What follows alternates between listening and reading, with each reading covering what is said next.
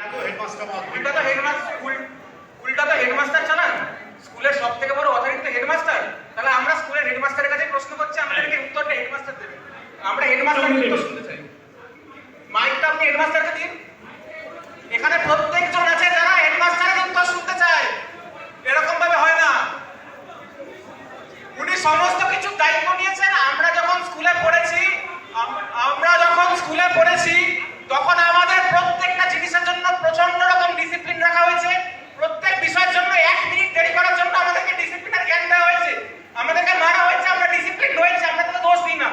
আজকে যখন এরকম একটা ঘটনা ঘটেছে তখন সেই ঘটনার উত্তর একমাত্র আমরা হেডমাস্টার থেকে শুনবো। এই পুরো কিছু দায় হেডমাস্টারকে নিতে হবে।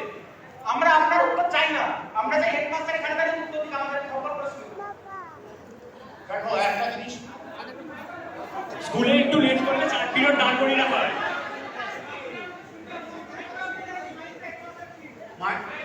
দেখো একটা জিনিস, মাইকটা দিন। মাইক হেডমাস্টারের মাইক দিয়ে দাও একটা। আমার মাইকটা আমি হেডমাস্টারকে দেবো। আমার মাইক আমি হেডমাস্টারকে দেবো না। আমার যদি কিছু কথা বলার থাকে সেটা আমি বলবো। হ্যাঁ, আপনিও বলবেন, উনিও বলবেন। উনি কেন চুপ করে ওনার যেটা বলার আছে সেটা উনি বলবেন। ওনার না, আমাকেও বলতে দিতে হবে। আমার কিছু বলার থাকতে পারে, আমারও কিছু বলার থাকতে পারে, এখানে আমি বলবো। হ্যাঁ, উনিও বলবেন। উনি চুপ করে আমাকে ছাড়াও উনি বলতে পারেন। এই পর্যায়ে আমাকে প্রশ্ন করেছেন, ডাইরেক্ট আমি আশা করে আমাকে প্রশ্ন করা হয়েছে,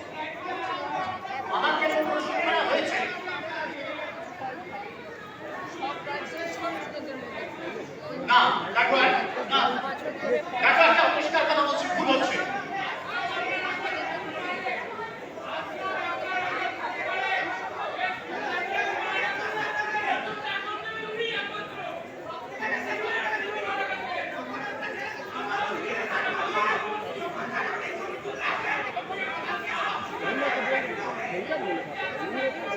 বসো না, বসে হেলান দাও।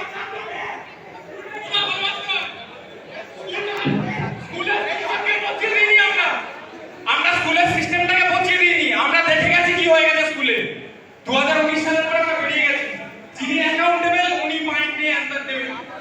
কোন সেক্রেটারি কোন কারোর কাছে মাইক যাবে না। যে যিনি একজন ছেলে মারা গেছেন এখানে, আপনি সেনসিটিভিটিটা বোঝার চেষ্টা করুন। একজন ছেলে এখানে মারা গেছে, সে স্কুলে পড়তো, 11-12 এর স্টুডেন্ট।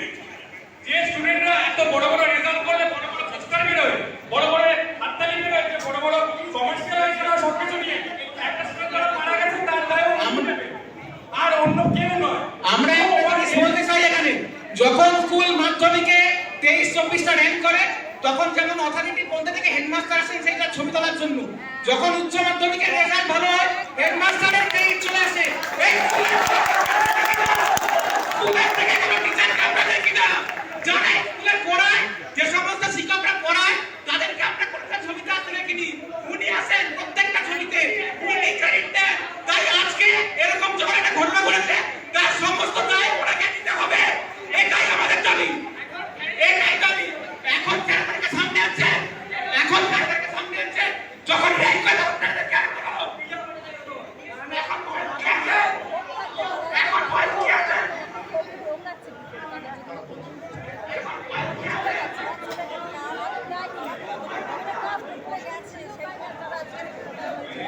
মহারাজ, আমি মাধ্যমিক 2024 থেকে এখানে পাস আউট, এখান থেকে। তো আমি অনেক কিছু পয়েন্ট একটু তুলে ধরতে চাই। আমরা যখন এখানে ভর্তি হই ক্লাস 5-এ, আমাদের টিপ টু টো চেক করে এই নরেন্দ্রপুর রামকৃষ্ণ মিশন চত্বরে আমাদের ঢোকানো হয়। সমস্ত কিছু চেক করে, রিটেন এক্সাম থেকে শুরু করে ভাইবা সব কিছু চেক করে আমাদের এখানে ঢোকানো হয়। আমাদেরকে যারা চালনা করছে, যে হাউস মাস্টার, যে পিজিরা, তাদের রিক্রুটমেন্টের প্রসেসটা কি? তাদের তো একটা রিক্রুটমেন্টের প্রসেস থাকতে হবে। আমরা হাউস মাস্টার পিজিদের নেগলিজেন্সের ব্যাপারে বহুবার, এবং সন্দীপন মহারাজের সাথে আমার নিজের অত্যন্ত ভালো একটা সম্পর্ক, সেটা আমি আজকে অস্বীকার করতে পারবো না। সেই জায়গা থেকে মহারাজকে বহুবার বলেছি, কিন্তু মহারাজ প্রত্যেকবারই ইমোশনাল হয়ে একই উত্তর দিয়েছেন। এটাও আমি বলতে বাধ্য যে তাহলে আমরা কি করবো, হাউস মাস্টার পিজিদের এদের আমরা কি করবো, এদেরকে আমরা ফেলে দেবো চলে? সেটা তো আমাদের লুকআউট না। আমাদের এই সমস্যাগুলো মৃত্যুর থেকেও আমি মনে করি মৃত্যু পাওয়ার, মৃত্যু আসার আগের যে যন্ত্রণাটা সেটা বেশি। আমরা প্রত্যেক মুহূর্তে এরকম অনেক প্রবলেম ফেস করেছি। মারের যে কালচার, বেধড়ক টার্মটা আমি নরেন্দ্রপুরে এসে প্রথম শিখেছি। বেধড়ক, বেধড়ক পেটন, বেধড়ক পেটন এই নরেন্দ্রপুরে এসে আমরা প্রথম দেখেছি। এবং নাম করে আমি বলতে বাধ্য, সৌরভ জানা এবং বিভিন্ন সৌরভ তরু বিশ্বাস থেকে শুরু করে অভিন্ন প্রচুর, তাদের তাদের কিসের এত ফ্রাস্ট্রেশন আমরা জানি না, কিন্তু যত ফ্রাস্ট্রেশন তারা সমস্তটাই ছাত্রদের ওপর কেন বের করবে?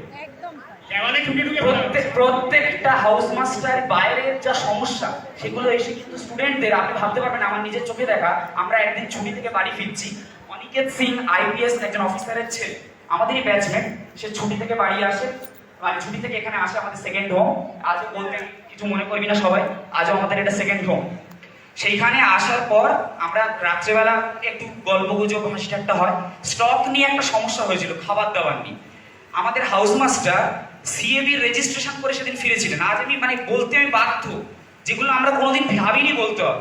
সিএবি থেকে রেজিস্ট্রেশন করে ফিরেছিলেন, সেখানে কিছু রেজিস্ট্রেশন রিলেটেড কিছু সমস্যা হয়েছিল, যে সমস্যাটার কারণে উনি খুব ডিস্টার্ব ছিলেন। এসে কি হলো জানি না, সেই অনিকেত সিং এর এই ঘাড়ে পেছনে বেধড়ক মার, যেটাকে বেধড়ক আপনারাই বলেন আর কি, সেই বেধড়ক মার আমরা দেখলাম। এবং ঠিক রাতটা কভার হতে পরের দিন সকালবেলা আমরা যখন ব্রাশ করতে যাই, সে অজ্ঞান হয়ে পড়ে গেল। এবং এইটা যখন হাউস মাস্টারকে জানানো হচ্ছে, হাউস মাস্টার তখন ছুটে এসেছিল। কারণ হাউস মাস্টার টনক এটাই নড়লো যে সে একজন আইপিএস এর ছেলে। এর জায়গায় যদি আমাদের মধ্যে কিছু নর্মাল ছেলে থাকতো, হাউস মাস্টার ঘর থেকে এটাই বলে দিত যে ওকে নিয়ে হসপিটাল আরোগ্য ভবনে চলে যাও, ওকে নিয়ে আরোগ্য ভবনে চলে যাও। সৌরভ জানা পিটিএর ছেলেকে বমি করিয়ে দিচ্ছে, এই খবর আপনাদের কাছে আসার আগে আমরা বাইরে থেকে জেনে যাচ্ছি। আপনারা ভাবতে পারবেন না মহারাজ, আপনাদের কাছে এই খবর যাওয়ার আগে আমরা বাইরে থেকে জেনে যাচ্ছি এবং আমাদের খারাপ লাগছে। স্বরূপদার মতো লোকজন, আমাদের কোনদিন এগুলো ভাবতে খারাপ লাগে, স্বরূপদার মতো লোকজন আমাদের একজন ব্যাচের গুঞ্জন বৈদ্যকে এলে লাথি মেরেছে, সবার সামনে বলছি, লাথি মেরেছে।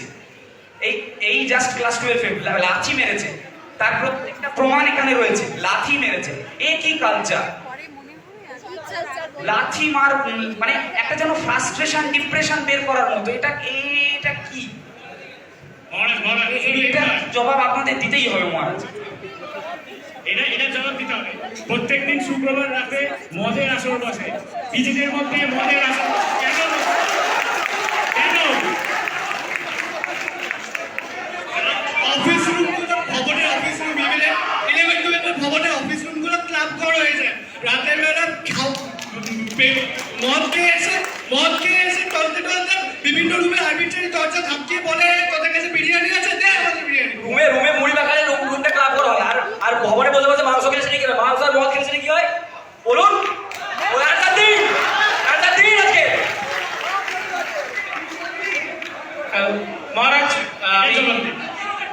মহারাজ আমি হচ্ছে 2019 সালের মাধ্যমিক ব্যাচ। আপনার সঙ্গে সম্পর্ক আছে আমাদের, এখনো যোগাযোগও রয়েছে। পুরো নরেন্দ্রপুরের সঙ্গে আমরা ওতপ্রোতভাবে জড়িত। 2021-এর এইচএস ব্যাচ আমরা। আমাদের কোনো স্বার্থ নেই, যারা আমরা এসসি স্টুডেন্টরা একটা বিন্দু স্বার্থ নিয়ে আমরা আসিনি। আমরা কিন্তু প্রায় প্রতিষ্ঠিত, আমরা যারা যেখানেই যে লাইনে পড়াশোনা করছি মোটামুটি আমাদের কলেজ প্রায় শেষ। আমরা শুধু এসছি এই কারণে যে একটা ছেলে শুধু গাফিলতির জন্য মারা গেল, সেই গাফিলতির দায়টা কে নেবে? এই গাফিলতির দায়টা তো কাউকে নিতে হবে। আজকে যে কথা উঠছে যে হাউস মাস্টার এরকম ভাবে মারে, ফেলে মারে, প্রচুর কারণ ছিল আমাদের সময়, একদম পুরো জাস্টিফাইড কথাবার্তা বলছে, যা বলছে। কিন্তু এই কথাগুলো উঠছে, এতদিন উঠতে পারেনি কেন? কার ভয়, কিসের ভয়? এমনি সময় বললেই এটা কি ছেলেটা মারা গেল, এটা কি ছেলেটা মারা গেল বলে কথাগুলো উঠছে? এটা তো উচিত নয়। হোস্টেলের যে যে রিক্রুটমেন্ট, হোস্টেলে হাউস মাস্টার পিজি থেকে হঠাৎ করে দেখছি তারা হাউস মাস্টার থেকে তারা দেখছি টিচার হয়ে যাচ্ছে। কি করে হচ্ছে এটা? আমাদের শ্রদ্ধেয় শিক্ষক যারা ছিলেন, আমরা তাদের কাছে তারা পড়াশোনা করাতেন আমাদের স্কুলে। হঠাৎ করে কিছু